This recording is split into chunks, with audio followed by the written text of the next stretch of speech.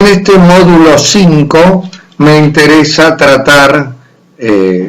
a través de este video el incumplimiento del régimen de comunicación dentro de los procesos de régimen de comunicación. El incumplimiento del régimen de comunicación en la actualidad y lamentablemente es uno de los temas inherentes al derecho de familia que con mayor asiduidad se verifica en la práctica tribunalicia. Vamos a aclarar, porque a veces esto no se tiene demasiado en consideración, que hay incumplimiento no solo cuando se cumple de forma, no se cumple de forma absoluta, sino también cuando el régimen de contacto o comunicación fijado judicialmente o acordado entre las partes se cumple solo en parte o se cumple mal.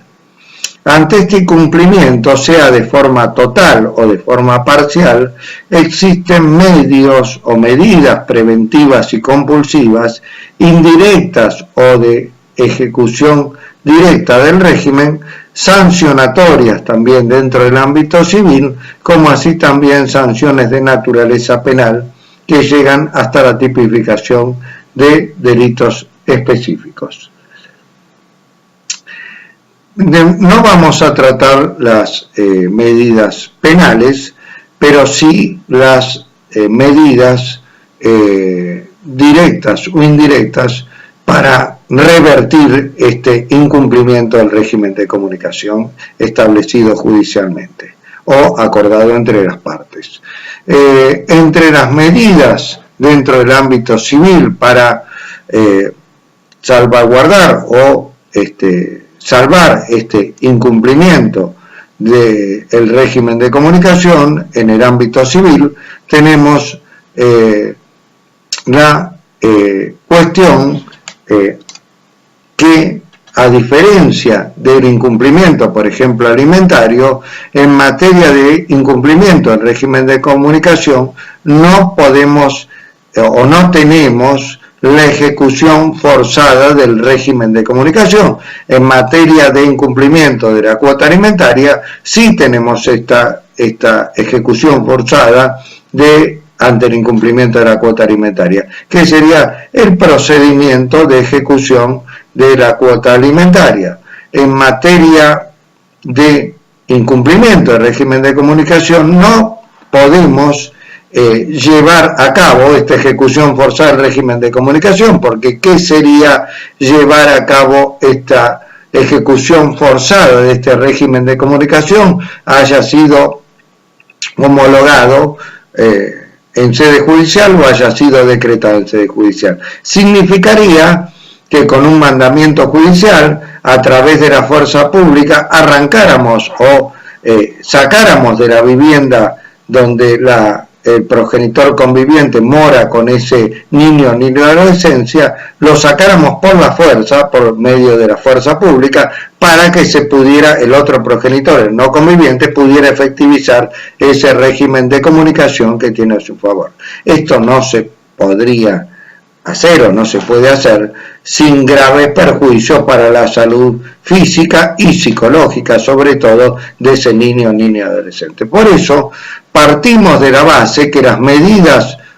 judiciales o legales con relación a este incumplimiento del régimen de comunicación van a ser mucho menores que otras medidas que podemos tomar ante determinados incumplimientos en materia de familia, por ejemplo, como dije antes, ante el incumplimiento de la cuota alimentaria. Por lo tanto, contamos con un menor caudal de medidas y sobre todo cuando uno habla de incumplimiento, por ejemplo, en materia alimentaria, lo primero que uno propone, más allá de medidas combinatorias o sancionatorias, es recurrir a la ejecución de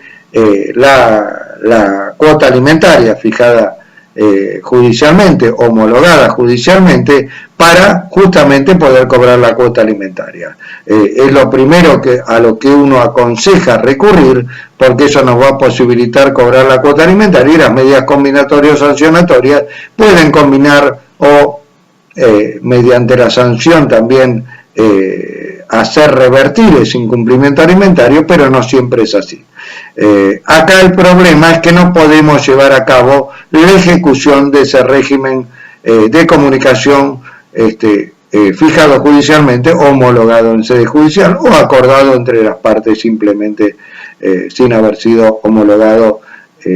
lo que dará lugar en ese caso a menor cantidad de medidas a adoptar. Bueno, en cuanto a las medidas que podemos adoptar, ya descartada la ejecución forzada del régimen de comunicación, tenemos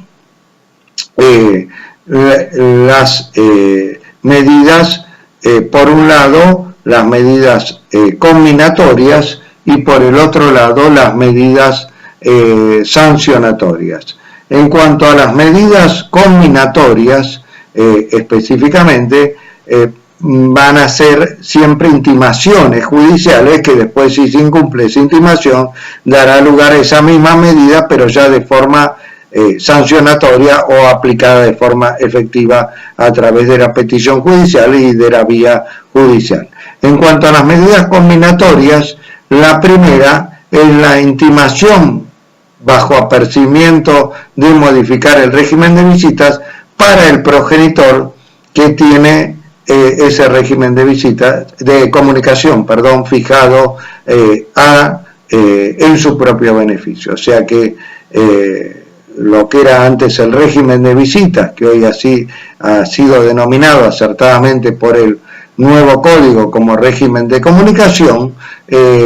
cuando el propio progenitor que tiene en su beneficio fijado ese régimen de comunicación lo incumple, ya sea en forma parcial o total, una de las medidas de forma intimatoria, y ya no pasando al ámbito sancionatorio, sino de forma intimatoria que podemos adoptar, es el apercibimiento de modificar ese régimen de comunicación si no lo cumple adecuadamente. Por el contrario, para aquel progenitor conviviente con el niño o niño adolescente que tiene que acatar lo que dice o lo que se estableció judicialmente en ese régimen de comunicación e impide el régimen de comunicación o impide el contacto del niño o niña adolescente con el progenitor no conviviente, como medida de intimación y no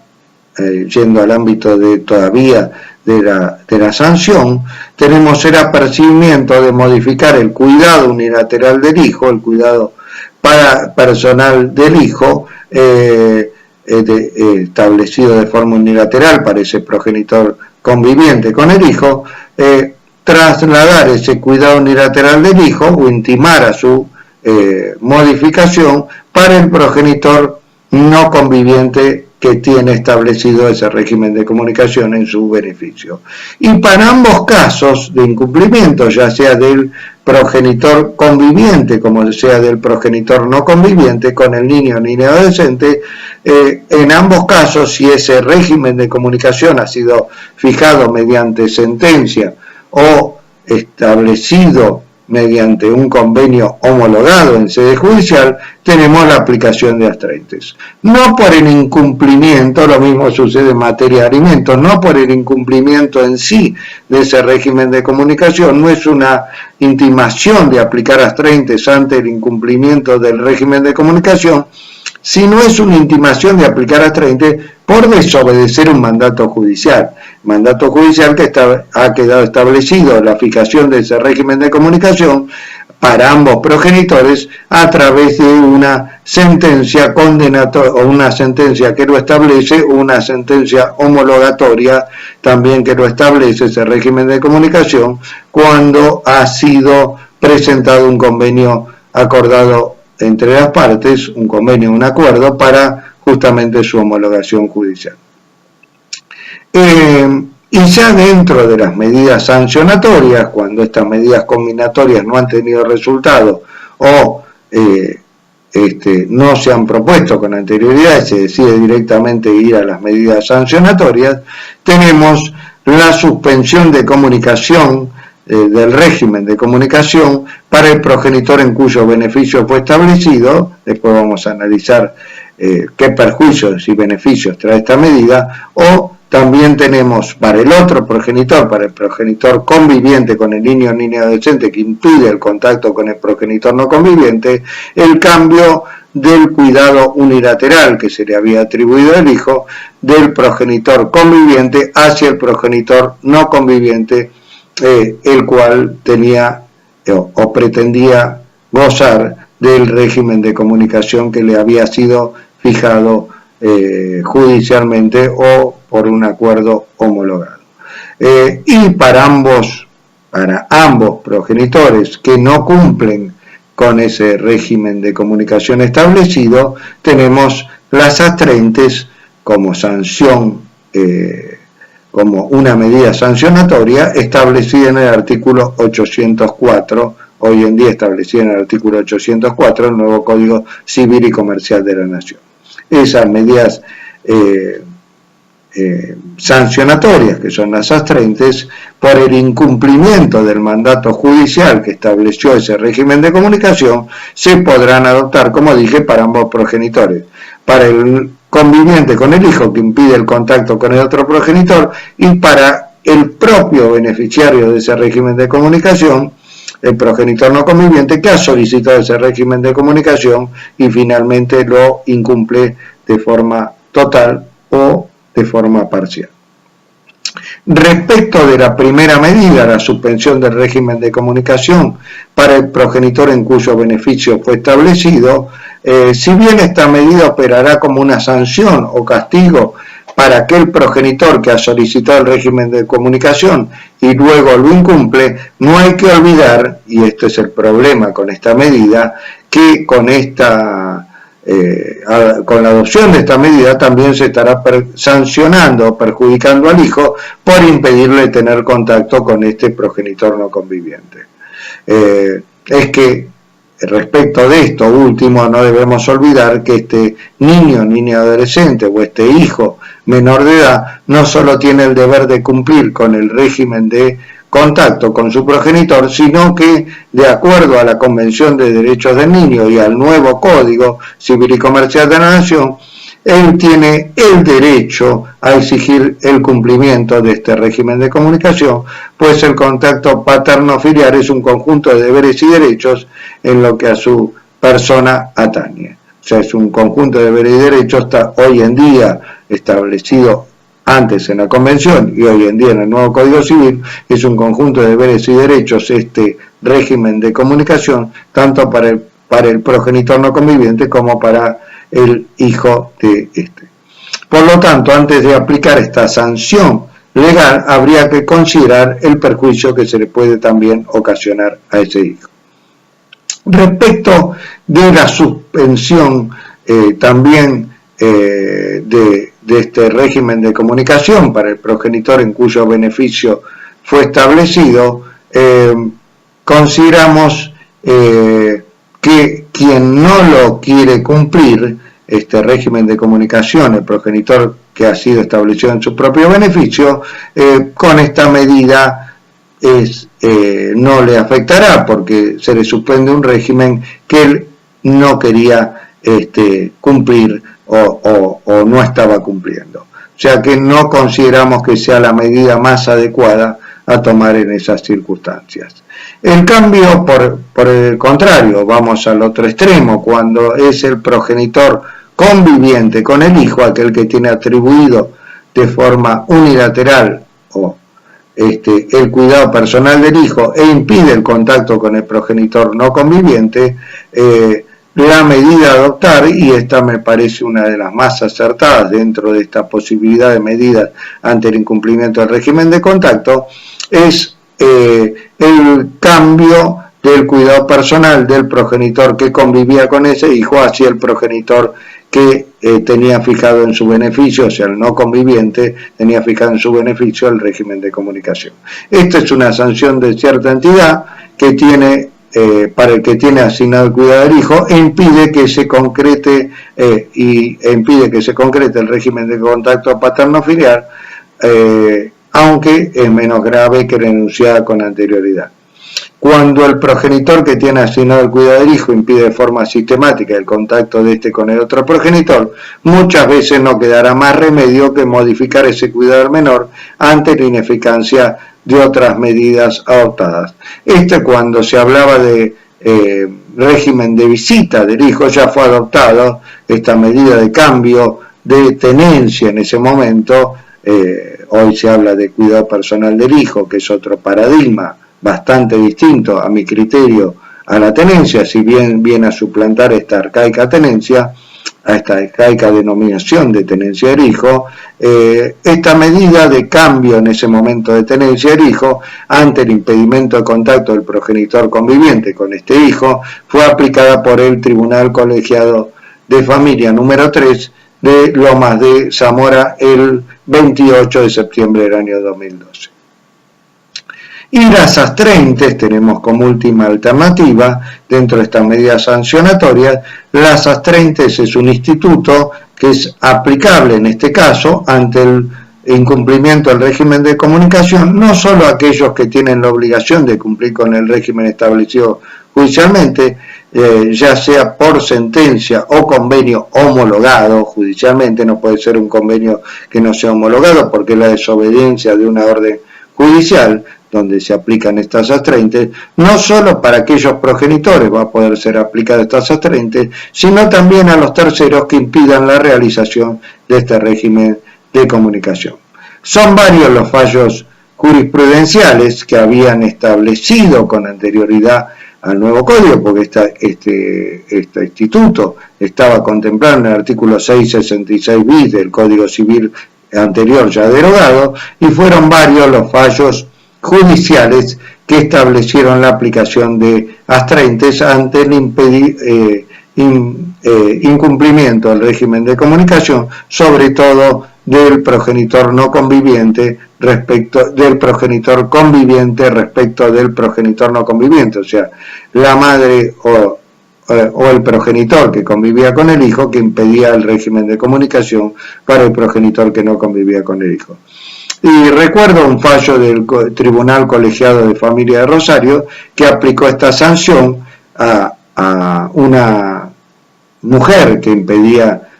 el contacto con el padre del hijo, y esta mujer era docente, y recuerdo que tuvo gran repercusión este fallo del Tribunal Colegiado número 5 de Rosario cuando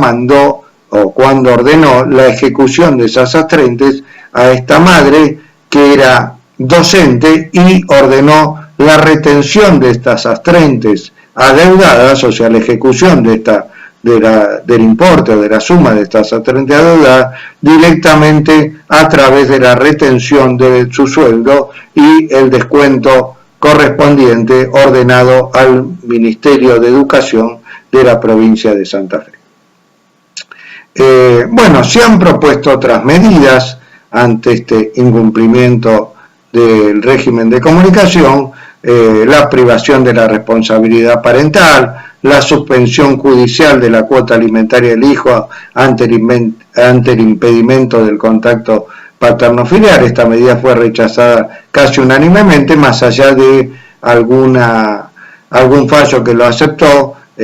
proveniente del juzgado de familia de hace algunos años, ¿no? Del juzgado de familia colegiado número 5 de Rosario, que fue el único fallo que lo aceptó, pero en general la suspensión judicial de la cuota alimentaria del hijo ante el impedimento de contacto paterno-filial por parte de la progenitora que convive con el hijo fue rechazada cuando así se solicitó. Y fíjense que el nuevo código adopta o trae, ante este problema del incumplimiento del régimen de comunicación, trae algunas medidas que el juez podrá adoptar. Las trae en el artículo 557. ¿Y qué dice este artículo 557 para tratar de solucionar este tema del incumplimiento del régimen de comunicación? Dice que el juez puede imponer al responsable del incumplimiento reiterado del régimen de comunicación establecido por sentencia o convenio homologado medidas razonables para asegurar su eficacia.